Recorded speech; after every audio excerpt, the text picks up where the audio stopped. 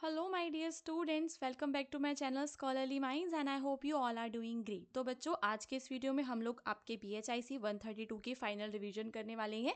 ये मेरी final revision class 1 है। इसके अंदर मैं सारे आंसर्स को आपको इंग्लिश में बताने वाली हूँ। अगर आप हिंदी मीडियम के स्टूडेंट हैं तो सेम वीडियो मेरे चैनल पर हिंदी में भी अवेलेबल है, आप उसको जाके देख सकते हैं। उसका लिंक भी आपको इसी वीडियो के डिस्क्रिप्शन में मिल जाएगा। सो स्टूडेंट्स, शुरू करते हैं। अभी जो हमारा पहला क्वेश्चन है, इसके अंदर आपको गुप्ता जो रूल है उसके अंतर्गत जो एडमिनिस्ट्रेशन है उसके बारे में बताना है। ठीक है, so describe the administration under the Gupta rule. तो आप सभी को पता है कि ये वाला जो पेपर है इसके अंदर आपने देखा होगा कि गुप्ता रूल से रिलेटेड ना काफी सारे क्वेश्चंस आपके पूछे गए हैं। सो आप क्या बताएंगे that the Gupta administration was highly organized and centralized. Gupta administration कैसा था? ऑर्गेनाइज था और सेंट्रलाइज था। The king was at the top holding supreme authority. और यहाँ पर जो किंग होता था ये होता था टॉप पर, और किंग के नीचे होते थे और भी ऑफिशियल्स जो उसकी हेल्प करते थे। एस्पेक्ट्स जो गवर्नेंस को पूरे के पूरे जो गवर्नेंस है उसको मैनेज करने में वो किंग की हेल्प किया करते थे। ठीक है, उसके बाद आपका आ जाएगा कि जो गुप्ता किंग है, ठीक है, उन्हें चक्रवर्ती भी कहा जाता है। ठीक है, they are also known as Chakravarti. Just give me a minute, okay.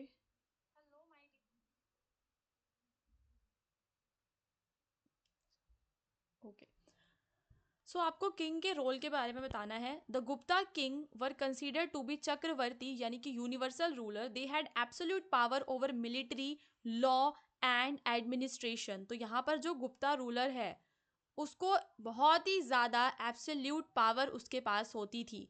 Famous Gupta rulers हैं आपके चंद्रगुप्त वन, समुद्रगुप्त और Chandragupta two. Were known for their strong leadership and territorial expansion. तो ये आपका काफ़ी इंपॉर्टेंट है। देन आपको उनके प्रोविंशियल एडमिनिस्ट्रेशन के बारे में बताना है। तो जो उनका एम्पायर था it was divided into several provinces, काफ़ी सारी प्रोविंसेस में डिवाइडेड था। ईच वॉज गवर्न बाय अ कुमारा और अ प्रिंस। और हर एक प्रोविंस का एक प्रिंस होता था, ऑफन द किंग्स सन, वो किंग का बेटा भी हो सकता था। So these provinces were further divided into districts and villages. For example, Samudragupta divided his empire into smaller regions for effective control. तो यहाँ पर जो समुद्रगुप्त है उसने क्या किया था, इफेक्टिव कंट्रोल के लिए अपने एम्पायर को छोटे छोटे रीजन्स में डिवाइड किया हुआ था। फिर आप बात करेंगे लोकल एडमिनिस्ट्रेशन की। तो at the local level villages played an important role. तो लोकल लेवल पे जो गांव होते थे उनका रोल इंपॉर्टेंट होता था। विलेज काउंसिल्स और gram sabhas were responsible for local governance. Local governance में कौन रिस्पॉन्सिबल होती थी? आपकी ग्राम सभा रिस्पॉन्सिबल होती थी, जैसे कि टैक्स कलेक्शन का काम करना है, ऑर्डर्स को मैनेज करना है, डिस्प्यूट्स को सॉल्व करना है। तो वहां पर आपको ग्राम सभा का रोल दिखेगा। The administration in rural areas was well organized with the involvement of local elites and landowners। फिर आप रेवेन्यू सिस्टम बताएंगे। The Gupta king collect taxes mainly from agriculture. Land revenue was the main source of income. तो main source of income क्या था उनका? Land revenue था उनका main source of income. The tax system was efficient and the Gupta Kings maintain detail records of land holdings. तो यहाँ पर मैं जो भी इन्फॉर्मेशन आपको बता रही हूँ सारी की सारी इन्फॉर्मेशन इंपॉर्टेंट है और आपको याद करना है। तो यहाँ पर आप एग्जाम्पल देंगे कि जो चंद्रगुप्त वन है उन्होंने एक ऐसा सिस्टम बनाया था जिससे कि वो टैक्स को कलेक्ट किया करते थे फार्मर्स के द्वारा, क्योंकि वो डिटेल्ड रिकॉर्ड्स रखा करते थे लैंड होल्डिंग्स का। फिर आप मिलिट्री एडमिनिस्ट्रेशन के बारे में बताएंगे। तो जो गुप्ता एम्पायर है उसका मिलिट्री जो है वो प्रोटेक्ट करती थी बॉर्डर्स को और उसकी टेरिटरीज को जो है एक्सपेंड करने में हेल्प करती थी। The emperor control the military with a standing army including elephants, cavalry और इन्फेंट्री। समुद्रगुप्त जो है वो फेमस है यहाँ पर अपने मिलिट्री कैंपेन्स के लिए which expanded the Gupta empire significantly. जो समुद्रगुप्त हैं उन्होंने गुप्ता एम्पायर को बहुत अच्छे से एक्सपेंड किया। फिर जो गुप्ता किंग है वो लॉ एंड ऑर्डर को भी मेंटेन रखते थे। उनका जो है सिस्टम है कोर्ट का वो कैसा था? एकदम वेल ऑर्गेनाइज था।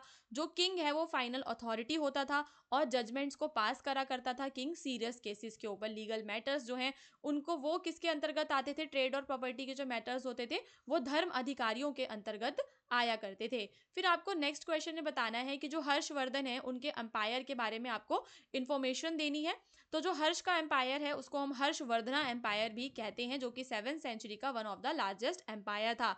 हर्षा जो है वो रूलर बने थे थानेसर के, जो कि प्रेजेंट डे हरियाणा में है। And after the death of his father and brother his empire initially covered north India. तो शुरुआत में उनका एम्पायर नॉर्थ इंडिया के पंजाब, हरियाणा, वेस्टर्न उत्तर प्रदेश यहाँ पे फैला हुआ था। फिर उसका एक्सपेंशन हुआ और भी ज़्यादा, जहाँ पे उन्होंने शाही किंग ऑफ काबुल वगैरह जो है उन्हें हराया, और मॉडर्न डे अफगानिस्तान के जो किंग है वहाँ पे मॉडर्न डे अफगानिस्तान में किंग को हरा के वहाँ का कंट्रोल ले लिया, और अपने एम्पायर को पूरे पूरे गंगटिक प्लेन में उन्होंने फैला दिया। बिहार, उत्तर प्रदेश, सारा एरिया उन्होंने कवर कर लिया। फिर कैंपेन्स की बात करें तो campaigns in the Deccan and south, तो one of the Harsha's most significant military achievement was his campaigns in the Deccan. तो जो हर्षा है उनका सिग्निफिकेंट मिलिट्री अचीवमेंट क्या है कि जो उन्होंने डक्कन में कैंपेन चलाई। He tried to extend his control over the south by waging wars against the Chalukyas of Deccan. while he had some success he was eventually stopped by the Chalukya ruler Pulakeshin two. तो यहाँ पर चालुक्य के तरफ जब वो गया, साउथ इंडिया की तरफ जब वो गया, तो वहां पर उसको डेक्कन से नीचे जो है पुलकेशिन टू के द्वारा रोका गया, जिसने कि नर्मदा रिवर के पास पुलकेशिन टू ने उसको हरा दिया था। ठीक है, हर्षवर्धन को। फिर उसने क्या करा, जो उसकी पावर है नॉर्थ में ही कंसोलिडेट की। तो after his military successes Harsha controlled a vast empire stretching from the Punjab to the west Bengal in the east and from the Himalayas to the north to the Vindhya mountains in the south. तो यहाँ पर आपने चारों directions का बता देना है कि ईस्ट, नॉर्थ, साउथ कहाँ कहाँ तक उसका एम्पायर फैला था। And he was known to have a well organized and efficient administration that help him maintain control over his vast territory. तो अगर हम बात करते हैं तो उसने पंजाब और बंगाल तक अपना राज्य फैलाया, हिमालय से लेकर विंध्या माउंटेन्स तक उसने अपना राज्य फैलाया, और उसके पास जो उसका एडमिनिस्ट्रेशन है बहुत ही ज्यादा एफिशिएंट था, जिसकी वजह से वो कंट्रोल मेंटेन करके रख पाता था पूरी की पूरी टेरिटरी पे। Harsha also maintain diplomatic relations with the other kingdom. उसके किंगडम में जो है चाइनीज ट्रैवलर आते थे, ठीक है, जो उसके रूल के बारे में लिखा करते थे, और उन्होंने हर्षा को एक पावरफुल और जस्ट रूलर जो है डिस्क्राइब किया था। प्रयाग प्रशस्ति में भी हमें हर्षवर्धन के बारे में ही इंफॉर्मेशन मिलती है। इसके बाद आपको भक्ति मूवमेंट की इंपॉर्टेंस के बारे में बताना है।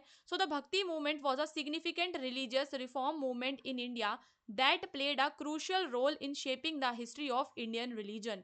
तो इंडियन रिलीजन के अंदर एक नया मोड़, एक नया शेप आया, किसके बाद? भक्ति मूवमेंट के बाद। इंडियन रिलीजन में जो पहले की कर्म कांड, कुप्रथाएं जो भी थी, या जो हम कह सकते हैं कि जो पुरोहितों का ज्यादा दबदबा था, वो सारी चीजें खत्म हो गई। तो it emerge around the 7th century CE. तो ये कब शुरू हुआ? 7th सेंचुरी में शुरू हुआ। अब यहाँ पर जो भक्ति मूवमेंट है उसमें किस किस चीज की बात की जाती है? सबसे पहले इसमें बात की जाती है पर्सनल डिवोशन की। So the bhakti movement focused on personal devotion to a god rather than ritualistic practices और द कास्ट सिस्टम।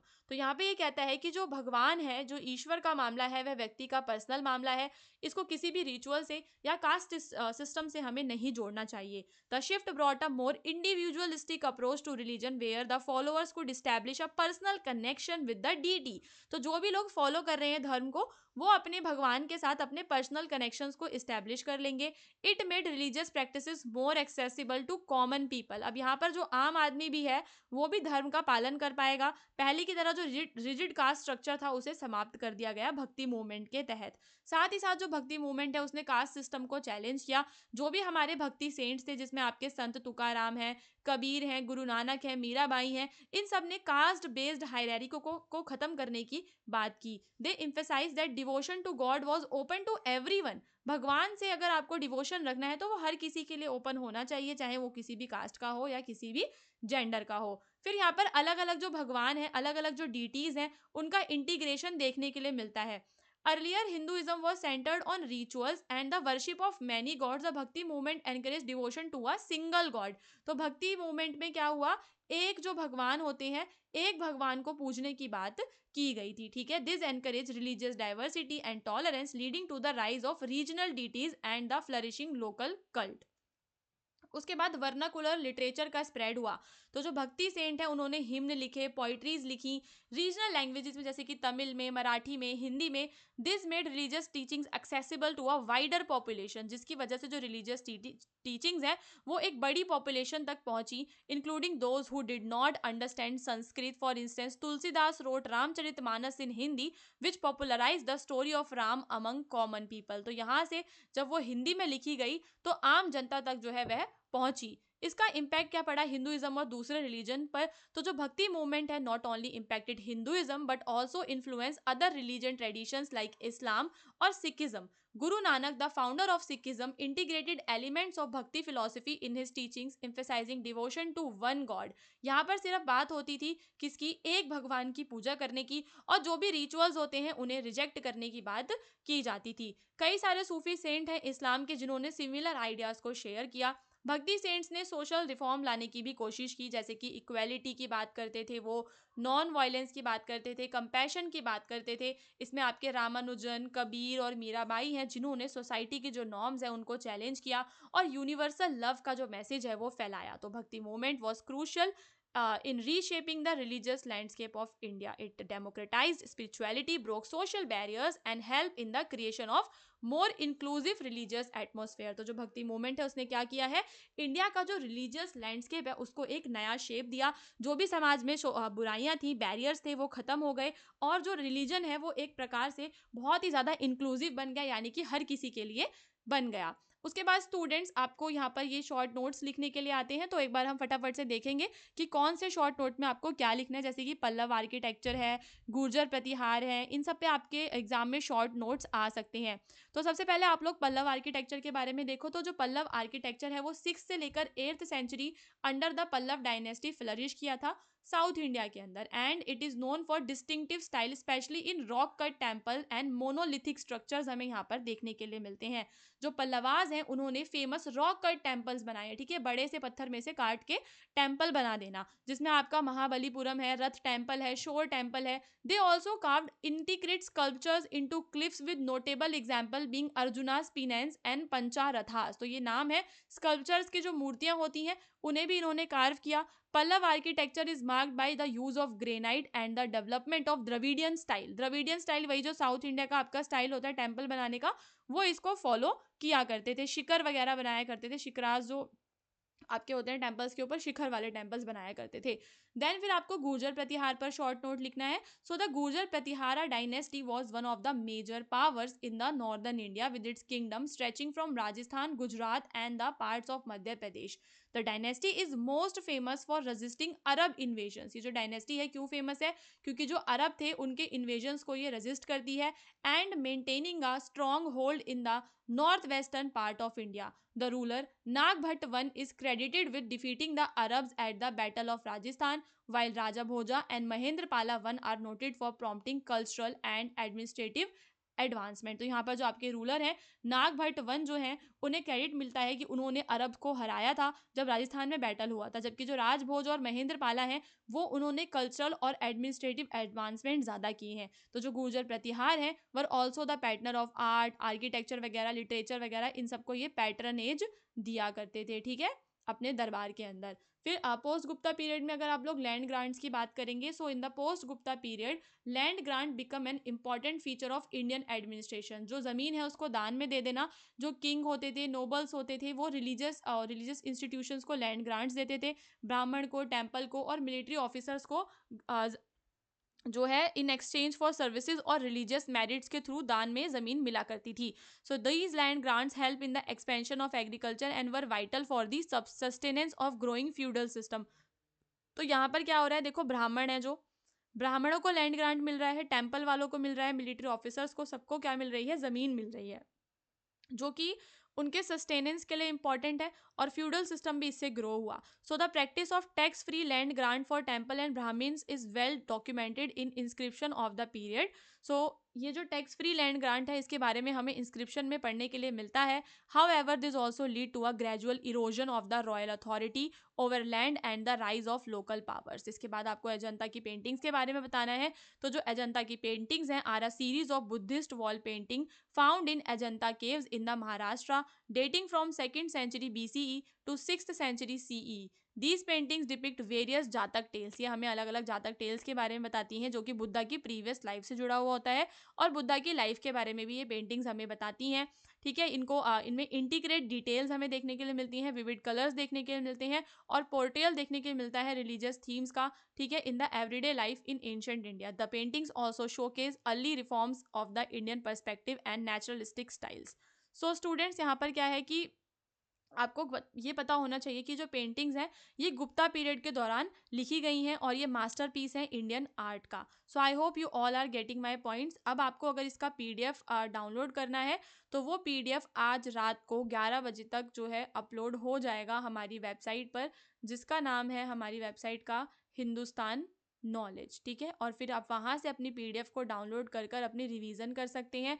उसके अलावा आप लोग हमारे व्हाट्सएप चैनल को ज्वाइन कर सकते हैं, जिसमें आपको पीडीएफ के डायरेक्ट लिंक्स मिल जाएंगे, लाइव वीडियो के लिंक मिल जाएंगे, कोई भी न्यू वीडियो आएगा उसका लिंक भी आपको हमारे चैनल पे मिल जाएगा।